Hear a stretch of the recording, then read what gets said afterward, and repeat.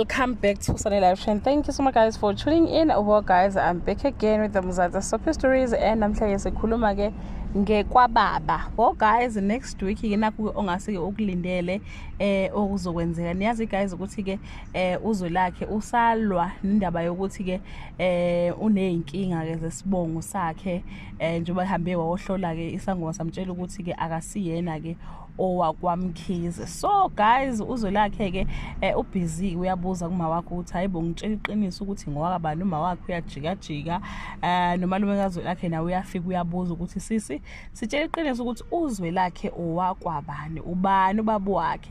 And ke guys into ezokwenza uZwelakhe leli viki ukuthi uzothatha zonke izingane zakwabo bahambe ke bokwenza ke iDNA test, and iDNA test I believe ukuthi izobuya ke ithi uyena kuphela ke ongasiyena ke owakwamkhize. So iTLB bakithi imeli isitshela ukuthi ke kwenzekani uZwelakhe yamthola kanjani. Yabo nje leso story leso siyafuna ukwazi kahle hle ukuthi kwenzekani. Oye guys okuvelayo kulezi insuku noma kule maviki azoqala kaAugust ukuthi ke umshado wona sekude ubona umshado ke kaZwelakhe kanye ke noMamtawu ngibakithi kuthanda kube nzima ke kakhulu.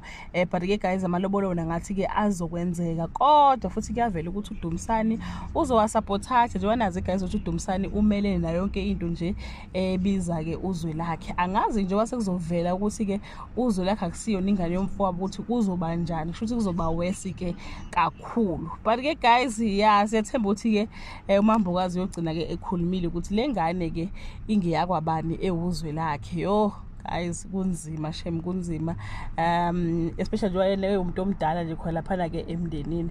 So yeah guys, that bring us to the end of this video.